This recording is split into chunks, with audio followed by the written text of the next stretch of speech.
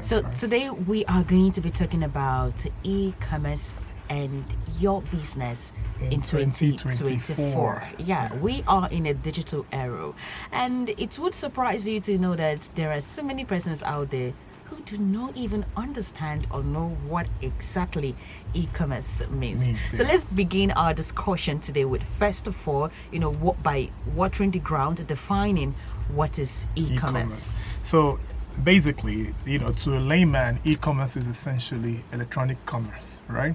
So it's a simple online exchange of goods and services over the internet. It involves online transactions between businesses, what we call B2Bs, businesses and consumers, what we call B2Cs, as well as between consumers and consumers, which is called C2Cs. So e-commerce encompasses a wide range of activities, including electronic business, online shopping, online marketplace or online marketplaces, electronic payments, online banking, and online auctions, right? Mm-hmm. So everything you do in your shop. I like to talk about these guys at the Main Market. I don't know why. I don't know why I think about them a lot on this show. Because I believe they can be doing not necessarily that I love them better than every other person, Okay. right? But I know they can be doing better, right? Yeah, and you feel that there are so many things they're not getting Exactly. right. Okay, number one, before I even go ahead to define e-commerce further, I've always tried to get people in the different markets in Enugu or the Southeast to understand, right? Now, becoming wealthy is not a problem. It's not difficult. People look at it as, if it's Sidike, things are hard. We're really struggling. You're struggling because your customers are struggling. So when you're catering to customers that are struggling, your business will struggle. But when you cater to wealthy people who have money to pay for the commodities and services you offer, then your business will boom, right? So what these businesses have a problem of is not a lack of commodity, because you look at some stores at Main Market, they are properly stocked, right? So they don't have a lack of commodity. They don't have a lack of capital. They have a business that is already structured and their stores are full. But the problem is that not enough customers are patronizing those businesses. So number one thing you can actually do is to take the shop that you have, find the nearest economically sound African country and move that shop there. It's that simple, really, right? You can move if it's Togo, you can decide to move that store to Togo. Because you see, there's an analogy I saw sometime. A bottle of water is sold, say a bottle of this is 7.8 cl, 7.75 cl, is sold in the supermarket for, say, about 150 naira, right? If you go to a distributor, it could be selling for as little as 80 naira, right? Then you go to the mall, it could be selling as high as 200 naira. Pay attention, these prices are changing with location. Yes. Right? So the same bottle that is selling for 80 naira at the local distributor changes price in the supermarket and changes price at the mall, right? Changes price at the airport. Actually, the airport is where you'll buy it the most. The same bottle of water selling for 80 naira could be sold for as much as 500 naira at the airport. Where you wouldn't have paid 80 naira on the street, by the street, and you will tell madam, why now? Why are you selling this bottle of water for 80 naira? 80 naira. But when you get to the airport, you will gladly pay 500 naira for the same bottle of water. So what I'm trying to say, in essence, is that when you relocate services and commodities, value changes. And so that's not what you might want to explore. Relocate your services to places where the values are higher, where the product or service is valued more, and you'll actually make money. That's on the side. Now, for e-commerce, these guys at Main Market as well can do better, right? But the problem, like I said at the last show, is that they are sitting down conventionally or traditionally like they used to do at their different stores. Now, say, customer beer, customer, I got Waiting for them to walk customer in. over here, waiting for the customer to come to you. The dynamics of business has changed. You now need to go to the customer. If Muhammad, God did they say, if the mountain will not come, if Muhammad can't come to the mountain, the mountain will go to Muhammad. Yes. So you need to re-strategize and now take your business to the customer. Make it convenient for people to do business with you. That convenience translates to cash and translates to wealth eventually. So what I'm trying to say in essence is that in 2024, prepare that you are going to, plug your business to e-commerce, which is essentially electronic commerce, right? Stop waiting for the customers to come to your store. Take your business to the customer by way of an e-commerce website. right? Everything you sell today, be it a service, be it a commodity, be it food, be it akara, you're frying akara. You can plug that to e-commerce and watch that akara give you millions. I'm telling just imagining you. how I'm is telling that going you. to play out. Okay, now let me tell you how it's going to play out. Yes. Now you have TikTok, right? Yes. You have Instagram, right? You have Facebook, right? Yes. And all of these have ability to stream live. Yes. Right? Yes. All you need to do is make sure that the place where you sell this akara is neatly dressed. It's clean. Your pots are clean. So you can actually start by streaming how you clean your utensils after each day's sale. Right? You put a TikTok on your phone, get a little tripod, put a TikTok on. I'm trying to tell you how this can work, right? Now put that on that TikTok live and then begin to show your customers. And while you say stuff like, you see, we care about our customers. We make sure that we wash down, we disinfect with bleach, and we wash up everything, and we throw away all used, oils, right? And then we get our things ready for the next day's sales. Now listen, every customer that is health-centric like me will connect to that thing you're doing.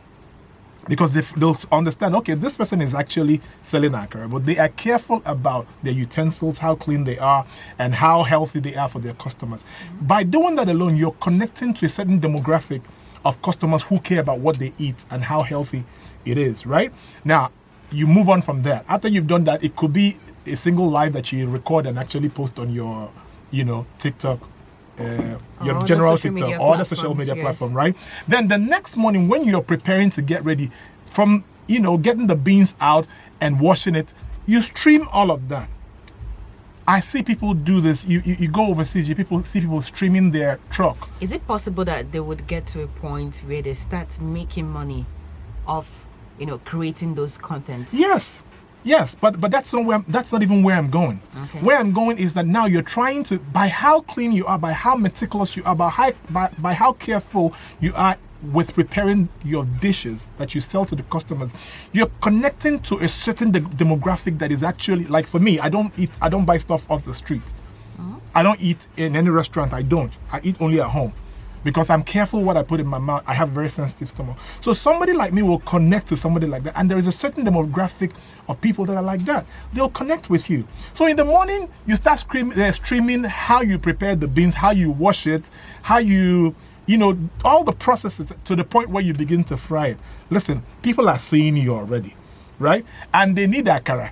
They'll actually want to come buy for you just because this akara person is doing something peculiar. They are streaming themselves selling akara. There's a girl I see on social media that fries Gary, a young girl, beautiful young girl as a matter of fact. Do you know that this girl is making so much money?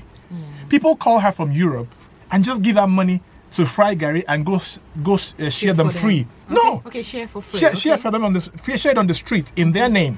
So she goes out to the street and she says, hey, my customer from Germany called and gave me some money and said I should fry Gary and give to people. Okay, so here is, people are rushing and taking Gary. Now the point I'm making is that she's done something that nobody has ever done before. Nobody has ever seen anybody getting cassava from the farm, cutting off the back, peeling the cassava, blending it, grinding it, and making it into Gary. She started it first, and now she's famous. Not only is she selling out her Gary, people are actually sending her money for no service. Take this one, I love what you're doing. Take this $200. Take this $100,000. The point I'm making is that with social media, you can actually connect to a certain demographic that actually requires your services or your commodities. Now, how do you plug in the e-commerce side? First of all, you've promoted your business on social media just by doing these things I've said. Now, go to WhatsApp for Business. Upload pictures of your akara done, your plantain, your potatoes done, all of that, or any other product. I'm just trying to say something that is, very looked down on. Akara people are looked down on. But I'm trying to tell you that if you can make it work with akara, you can make it work with your boutique, with your shoe store. Know this, but there are some things you don't look down on. I'm telling you, things, so a lot of people are making millions actually. Yes. So if you do that, if you can actually do that, you'll make money. Plug it to that WhatsApp for Business, which is essentially an e-commerce platform now, and use that to sell your business, sell your market, or sell your product. Now, for those of you who can afford a proper e-commerce website, make sure that in 2024, you will, pay somebody to set up an e-commerce website for you, set up the payment gateway, So what that means is that when these people go to your website, they click on your products, the product button, they click on it, it opens to your store. And every product you have for sale will show.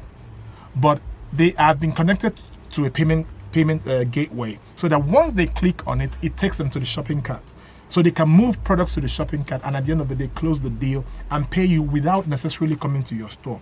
What this does for you is that if that business is in Ababa, people that live in Owani can buy from you. People that live at New Haven can buy from you without necessarily needing to go to Ababa. People that live in Lagos can actually be served by you, even though you are in the local, small locality in Enugu. But you can serve people all over Nigeria and all over the world. Now, my final analogy. A young girl set up a fish farm. And after her first harvest, she decided to smoke her fish and post it on social media. Do you know that somebody from the US saw this post and called this girl and placed a heavy order from the US in US dollars? And this girl was shocked. She didn't post it for US people. She didn't post it for people living outside Nigeria. Her intention was to sell to people probably in Lagos or Abuja. But somebody found her from all the way in the USA and became her customer. And today this girl is making a lot of money exporting goods to the US. So if you are a businessman, if you're a shop owner, you're a restaurant owner, you sell at Kenyatta Main Market, you have a shop at Ogbete Main Market, it doesn't matter what you do. You're an accountant, you're a doctor, you're a teacher. You can plug all of these services to e-commerce and begin to make a lot of money. Have you seen a lot of young people teaching mathematics on social media today? Yeah, I see one or two. I've seen a number of them. And do you know that they have clients overseas? Even Igbo language. I have a friend who does that. Exactly. And it's actually online. It's not a physical class. There was a young man I wanted to give a job. He told me he needed a job. But by the time I found him a job, he told me he didn't need the job anymore. Do you know why? He was teaching English to some Chinese students. He lives in Enugu. That's beautiful. And so he plugged it to social media and set up, and not essentially e-commerce this time, but he plugged it to social media. And now some people found him in China and then hired him to teach their kids English.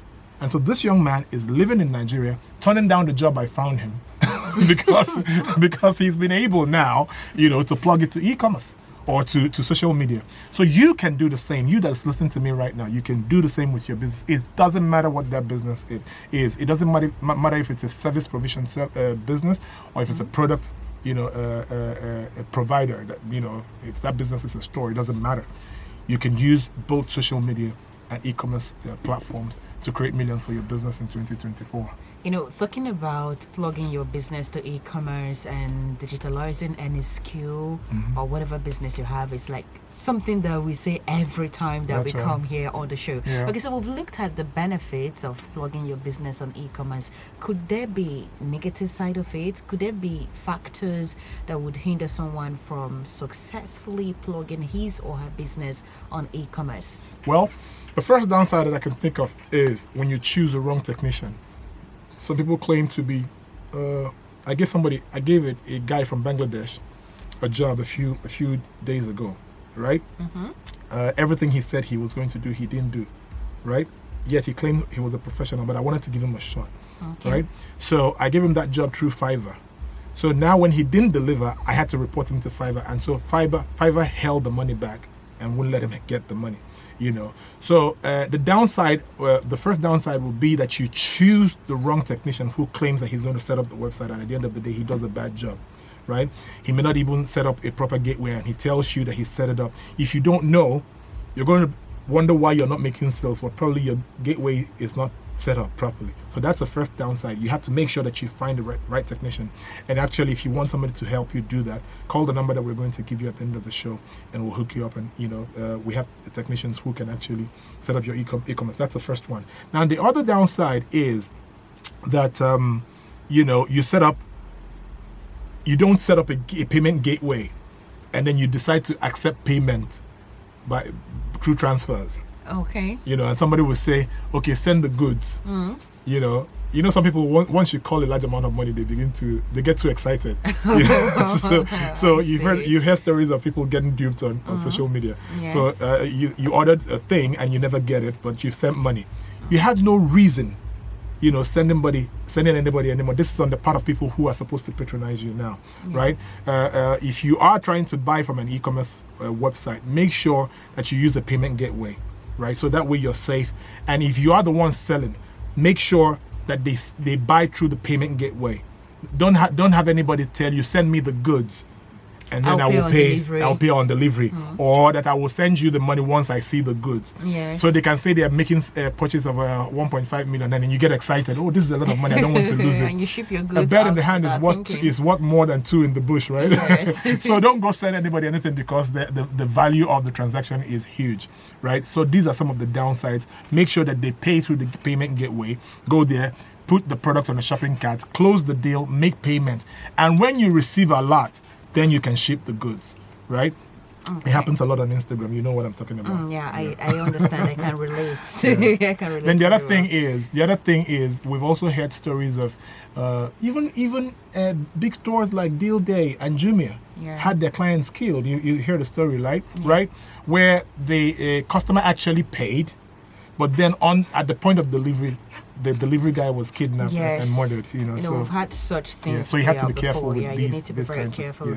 So issues. Those things are planned out in a way that you don't need to get yourself exposed to unnecessary risks. Okay, this is still the Urban Marketplace. In case you are just joining us, we are discussing e-commerce and your business in 2024.